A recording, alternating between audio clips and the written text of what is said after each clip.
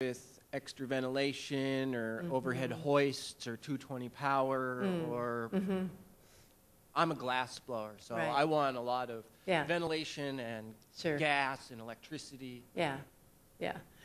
It's difficult to do the different art forms that require a lot of heat, like glass blowing.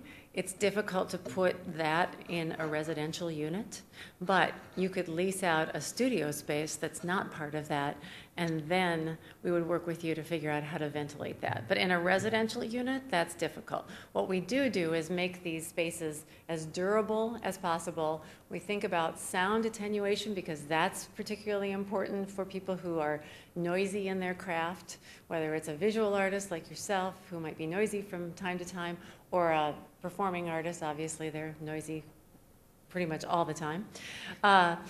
So we think about sound, and we think about obviously floor weight and things like that. And then obviously these are all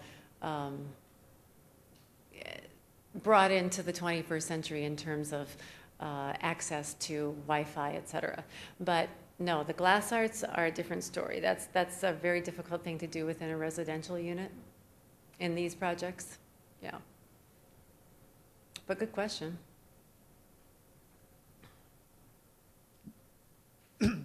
Hi. How do you activate certain philanthropic elements of the community? I was looking at Kickstarter, which is an online. I've seen some of these projects where, like in Detroit or different cities, where they get people to buy in, usually a very small percentage, but it's sort of, every town has that. So how do you activate them, and how do you either placate or not awaken the anti-change agents in a community? How do you sort of strike that balance to get people excited and involved that want to be, and not try to sort of piss off the people who just don't want to see anything happen? How do you see that working, or do you have any bits of advice for? Yeah. Well, we don't have a lot of naysayers in the communities that we've worked with, and partly it's because it's been their idea first. It's been the community's idea first before we've even come in.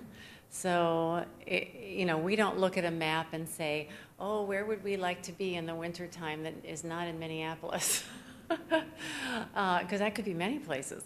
But we really wait to be invited to communities, and so that the idea comes organically from that community, that something like this makes a lot of sense. Now, there will be a few people along the way that will be dubious about the presence of artists, or will wonder, does it really make a difference? Or who are these crazy people? Will they really pay their rent? But we have such a long and large track record, and we know from our very first project where we had difficulty getting a bank loan from TCF National Bank, and now that same banker has been working with us all these years, and he says, oh my gosh, I had no idea. Artists pay their rent better than any other people we have, any other projects that we have.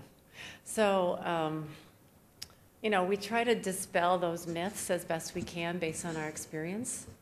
And, if there are big naysayers in a community, I'd bring them in closer to get educated about what these projects can really do.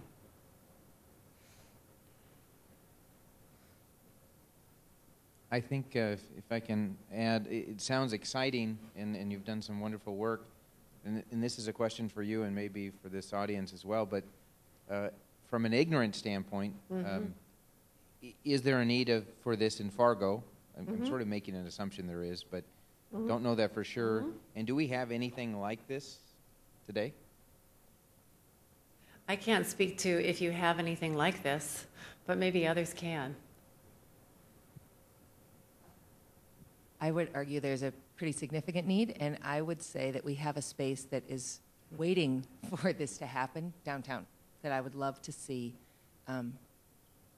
I would love to talk with you more and see how we can figure out how to transform a school that I think could be really the perfect space for the number of artists that we have and the kinds of needs that are, I think, pretty evident for those of us who are kind of in the arts community.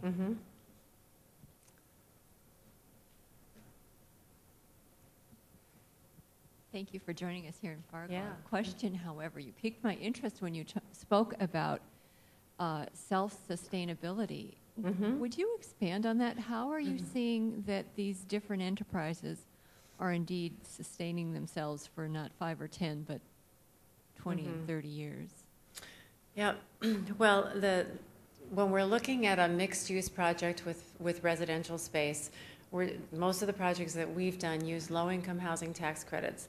The minimum period of compliance is typically 15 years.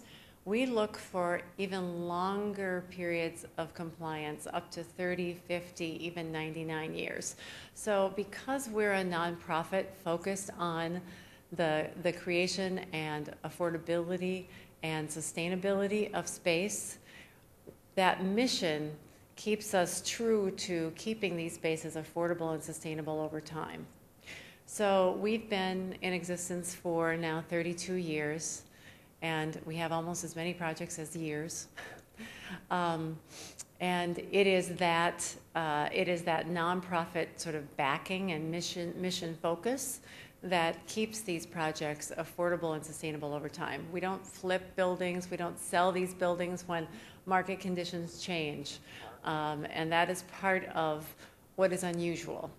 You know, there are others, there are for-profit developers, more power to them. You need them in every community. And they're creating artist space also, but they may not be doing it for the same reason. They may be doing sort of hard loft space that's sort of artsy, but not necessarily specifically with artists in mind. It's kind of a sales technique as well. But there's the piece that helps to give you the confidence is that we've been doing this since 1989, and we've been around since 1979.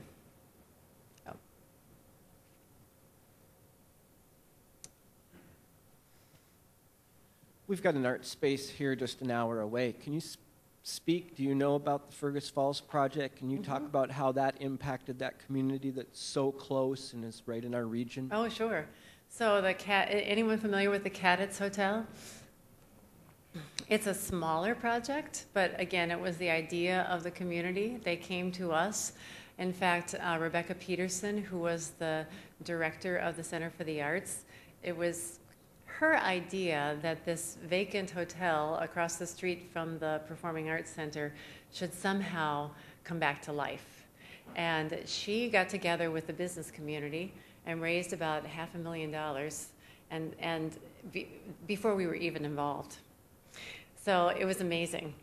So their concept when they came to us was to do live workspace in the upper floors of the hotel and then to reactivate the street front area as well. Now, right away, once we put the financing together, and we use a different tool, we use some funding from the Economic Development Department of the state for that, and not low-income housing tax credits. But market rate and below market rate were not very different in Fergus Falls, as you can imagine. So those now are filled with 10 artists. It's a very small project. It's a very boutique-y small project in this beautiful old hotel. And then the lower level was used by, Rebecca had some community programs that were going on in the lower level. The street front commercial space, if you will, took a while to fill. It was a challenge in a town like Fergus Falls. Finally, there's an artist, Charlie Beck, if you're familiar with Charlie, and now that is a gallery and a teaching space dedicated to his work. And he does workshops and lectures and all kinds of demonstrations there. So it's wonderful that that came to be, but it took a little while to figure that out. Today, we like to work a little bit earlier to figure out how those non-residential spaces get filled and start partnering with organizations or individual artists to figure that out well ahead of time. So Fergus Falls has they have a nice little downtown on Jefferson Avenue there. And definitely you see changes happening on either side of the building and across the street. And part of it is the presence of artists. First you had the Center for the Arts, and then you have the live workspaces, and now you have the gallery, and now you have the little coffee shop. So it really does give that downtown more of a feeling of a place to be and a place you want to hang out, rather than empty storefronts and abandoned buildings. Yeah. That's the smallest town we've ever worked in. Brainerd is another example. We converted an old high school, not high school, junior high school, into 24 live-work units, and then there was 35,000 square feet that is used by different artisans and artists in the community. And then the gymnasium and the auditorium are leased back to the school district. And when they built their new school, they still needed to have some programs in that gymnasium and that auditorium. So they leased back that space from Artspace, which is great. And the kinds of businesses and that you see in that building are a stained glass designer, a dance school, a woodworking guild, a pottery guild, a hat maker, a couple photographers, and they've all used those fabulous old classroom spaces for their studio space. So it's a great example of mixed use, and it's now called the Franklin Arts Center. It's right outside of downtown, about 1 block.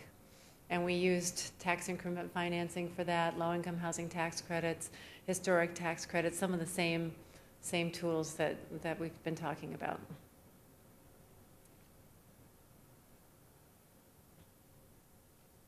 Quick question. Which financing mechanisms have you worked with in Minot? So far, low-income housing tax credits. Also, there's going to be an allocation of community development block grant dollars from the, I'm going to pronounce this wrong, so forgive me, is it SORUS? SORUS, there's an agency there with, I think it's a county agency probably, that is allocating the CDBG funds, community development block grant dollars. And then just yesterday, a couple of my colleagues were in Bismarck talking about additional economic development funds that will be coming into that project. But also, the community has raised over $400,000 over the years to pay for us to do the architectural renderings and the pre-development support that's been needed. They had all the proceeds from the Tomato Festival 2 years ago went to this project. There's been a lot of grassroots funding for getting this project off the ground, from individuals paying anywhere from $10 to thousands of dollars. So it's been really amazing to see. Of course, now Minot is hurting in a big way. Fortunately, this site in downtown was not touched by the flood. Other questions, comments?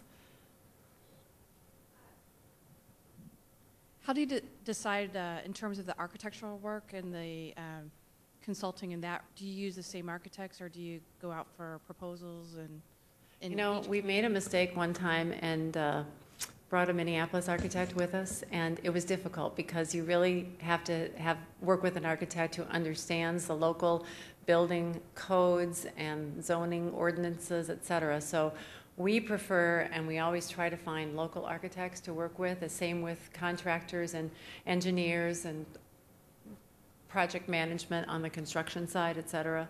That's all local, and property management companies as well. It's super important because the community has to support these efforts from the beginning. So it's important that we give back too by hiring local people and help creating jobs, et cetera, for the duration of the construction as well. Other ideas?